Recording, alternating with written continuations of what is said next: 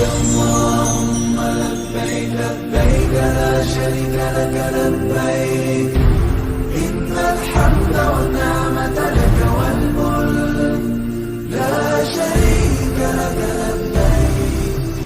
Bismillahirrahmanirrahim. Assalamualaikum warahmatullahi wabarakatuh. Labbaik Allahumma labbaik, labbaik la syarika laka labbaik. Innal hamda wan ni'mata laka wal mulk la syarika la. Hamba-Mu datang menyahut panggilan-Mu ya Allah. Hamba-Mu datang menyahut panggilan-Mu. Hamba-Mu datang menyahut panggilan-Mu, Tuhan yang tiada sekutu bagi-Mu. Hamba-Mu datang menyahut panggilan-Mu. Sesungguhnya segala puji dan nikmat dan kerajaan adalah kepunyaan-Mu, tiada sekutu bagi-Mu. Saya percaya anda semua cukup sinonim dengan kalimah talbiyah ini.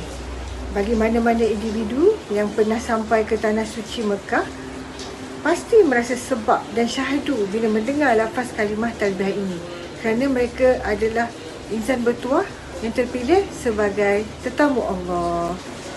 Apa dia kalimah talbiyah ini? Talbiyah adalah daripada perkataan bahasa Arab yang bermaksud membalas atau menjawab seruan. Ia mempunyai makna yang agung kerana mengandungi tauhid dan kebesaran Allah. Lafaz talbiyah ini merupakan satu zikir khas yang hanya ada dalam ibadah haji dan umrah sahaja. Ia merupakan satu ucapan sebagai tanda kehadiran para jemaah haji dan umrah yang dilafazkan setelah mengenakan ihram ketika berada di tanah suci Mekah.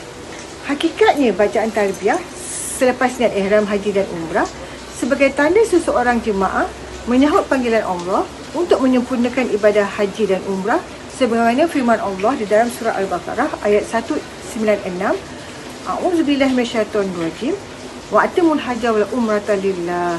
Al-ayah sadaqallah, yang bermaksud tunaikanlah haji dan umrah kerana Allah. Surah Al-Hajj ayat 27 bermaksud, dan serulah umat manusia untuk mengerjakan ibadah haji, nescaya mereka akan datang ke rumah Tuhanmu dengan berjalan kaki, menunggang unta yang datang dari pelbagai jalan dan curug rantau yang jauh. Setiap lafaz talbiyah mempunyai maksud yang sangat mendalam di sisi Allah Subhanahu Wa Taala.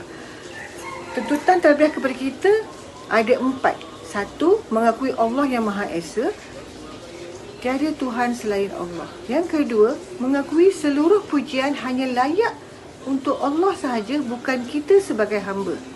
Dan yang ketiga, mengakui seluruh nikmat adalah milik Allah dan kita hanya hamba sebagai peminjam sahaja. Dan yang keempat, mengakui seluruh kuasa adalah milik Allah.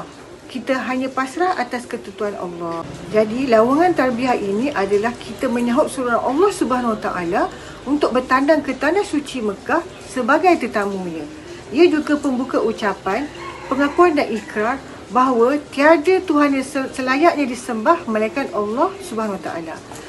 Dan pengakuan dan ikrar serta iltizam dan komitmen perjanjian untuk menunaikan ibadah haji dan umrah dan terus beriman dan mengesahkan Allah Subhanahu Wa Taala. Disunatkan untuk meninggikan suara ketika melaungkan lafaz talbiyah dengan suara yang kuat.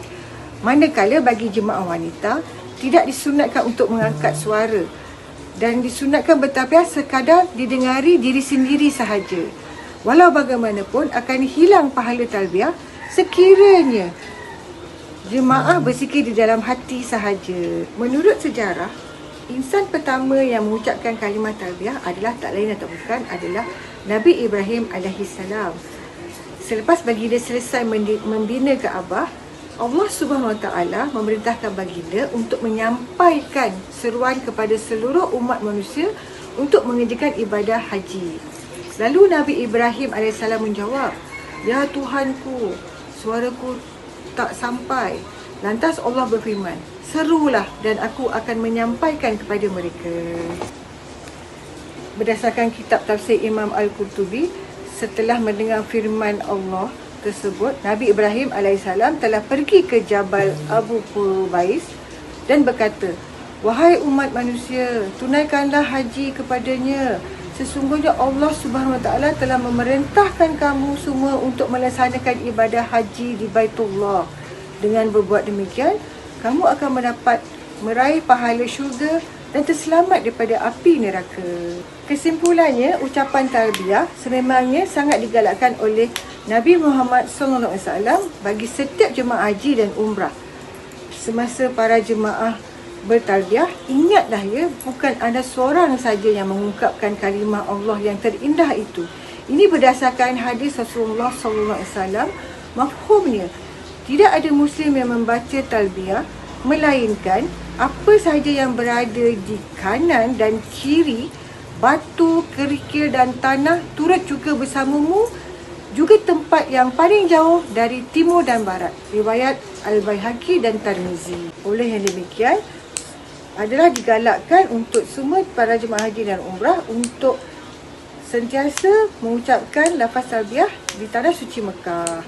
Walau bagaimanapun, jika seseorang jemaah haji meninggalkan perbuatan talbiyah, hajinya tetap sah. Namun mereka tidak dapat pahala fadilat talbiyah ini berdasarkan satu hadis yang berbunyi, Ayul hajju afdalu, qala al-hajju was-sajju. Riwayat Al-Tirmizi daripada Sayyidina Abu Bakar radhiyallahu anhu, baginda bertanya kepada Rasulullah, apakah haji yang paling afdal? Baginda menjawab, menyaringkan ucapan talbiyah dan sembelih binatang korban. Sekian, Assalamualaikum warahmatullahi wabarakatuh.